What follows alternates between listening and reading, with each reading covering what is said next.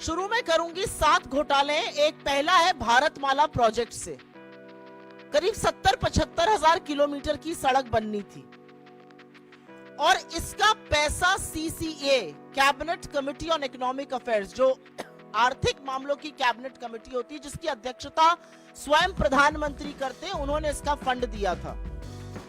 और फंड ही नहीं दिया था, वो इसमें पैसा खर्चा कैसे होता है उसकी निगरानी भी करते हैं।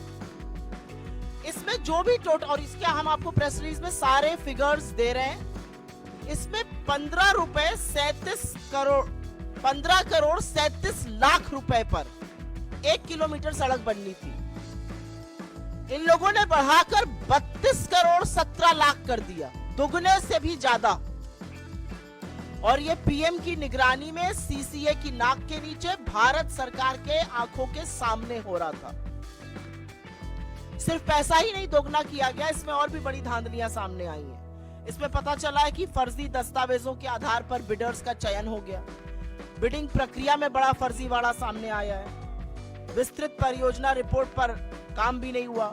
एस्क्रो अकाउंट से करीब 3,500 करोड़ रुपए का हेरफेर हुआ।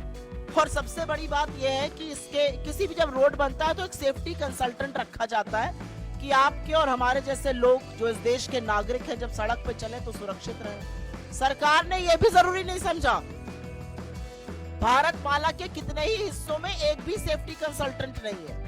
तो अगर आप भारतमाला की किसी सड़क पर चल रहे हैं करीब 70,000 किलोमीटर की, तो अपनी जान की, अपने माल की, अपने खुद के रखवाले आप हैं। सरकार की जिम्मेदारी नहीं, क्योंकि उनके पास सेफ्टी कंसल्टेंट रखने का टाइम ही नहीं था। तो भारतमाला में दुगनी करी लागत और हर तरह के फर्जीवाड़ा करके भगवान जाने किसको किसको ये टेंडर दिए गए, जिन्होंने सेफ्टी कंसल्टेंट्स तक नहीं रखे। एस्क्रो अकाउंट से हेरा फेरी हुई। फिर यही द्वारका एक्सप्रेसवे में स्वीकृत लागत जो थी वो करीब 18 करोड़ प्रति किलोमीटर थी। सरकार का कहना है बहुत बढ़िया बना है द्वारका एक्सप्रेसवे। अच्छी बात है, बनना अच्छा भी चाहिए। उसकी कीमत 250 करोड़ प्रति किलोमीटर हो गई। कहां 18 करोड़ प्रति किलोमीटर स्वीकृत और कहां 250 करोड़ प्रति किलोमीटर। और आप ये सोचिए कि 2 किलोमीटर बनाने में 500 करोड़ खर्चा हो गए और उस 500 करोड़ में मंगलयान पहुंच गया। यह सरकार की असलियत है। मंत्रालय ने एक एक्सप्लेनेशन इशू किया, वो सवाल और उजागर करता है।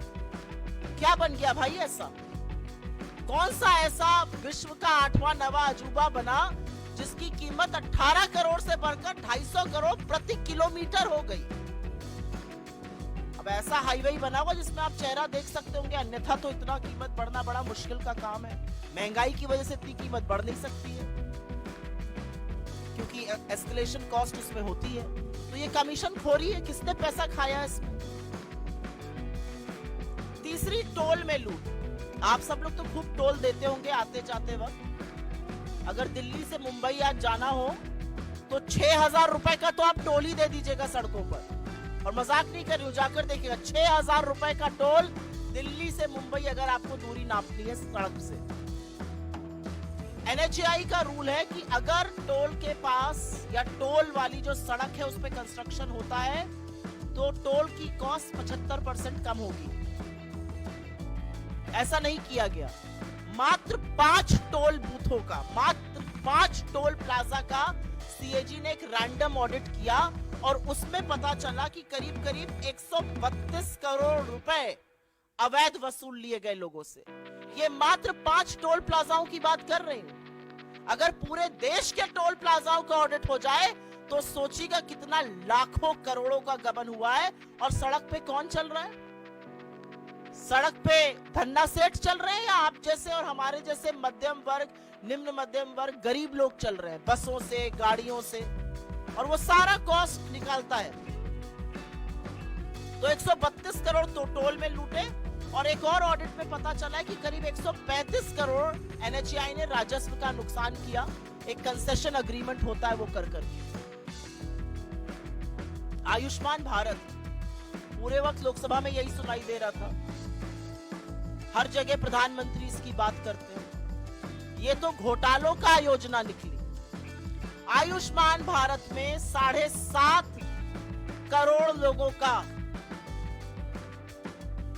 7.5 लाख लोगों का, एक नंबर से रजिस्ट्रेशन हुआ है। आप किसी भी आधार सेंटर जाइए, किसी भी आयुष्मान सेंटर जाइए, वो सबसे पहले आपसे आपका फोन नंबर पूछते हैं। एक नंबर से 7.5 लाख लोगों का रजिस्ट्रेशन।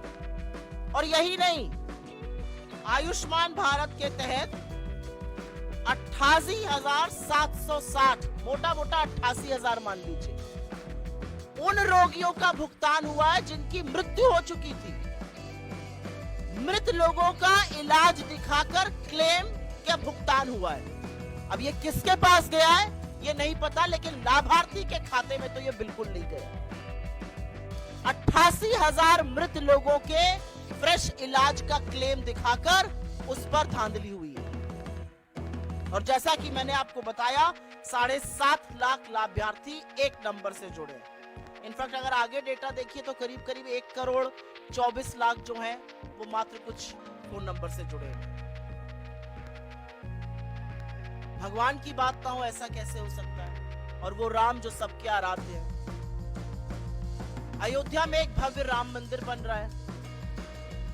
जमीन में जितनी दलाली भारतीय जनता पार्टी के नेता, एसडीएम, कानूनगो सब मिलकर कर सकते थे, बड़े बड़े नेता, ट्रस्ट के लोग, वो तो खूब हुई, वो आप लोगों ने देखा। और सरकार की बेशर्मी कह लीजिए या तितरई कह लीजिए, एक शब्द उस पर बोला नहीं गया। अब पता चल रहा है कि अयोध्या डेवलपमेंट प्रोजेक्ट में भी खूब धांधली हो रही है। और धांधली ऐसी वैसी नहीं हो रही है। पैसा जो जनता का है वो जा रहा है ठेकेदारों के गल्ले में, अनुचित लाभ पहुंचाया जा रहा है। ऐसे ऐसे ठेकेदारों को जीएसटी का भुगतान हो रहा है जिनका रजिस्ट्रेशन कैंसिल हो चुका है। सिंचाई विभाग ने तो ऐसे लोगों को ठेका दे दिया जो अयोग्य थे।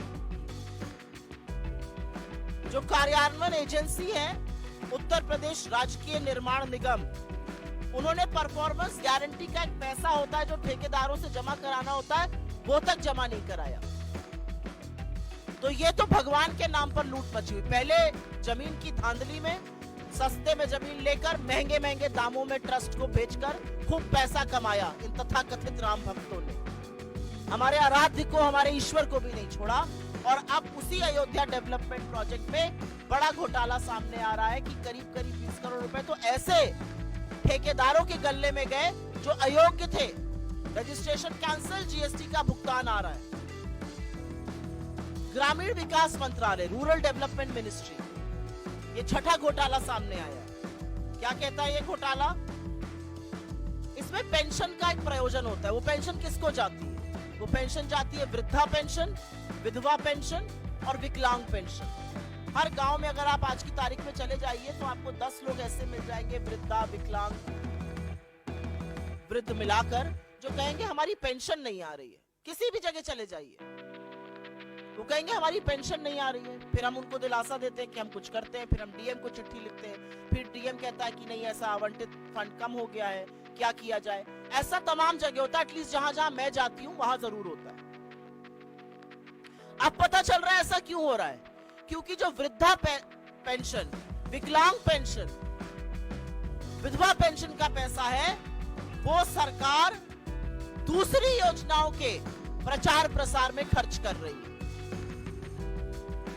सीएजी की रिपोर्ट से यह सामने आया है कि सरकार ने इस पैसे से होर्डिंग लगवाए ग्राम समृद्धि स्वच्छ भारत पखवाड़ा के 19 राज्यों के हर जिले में।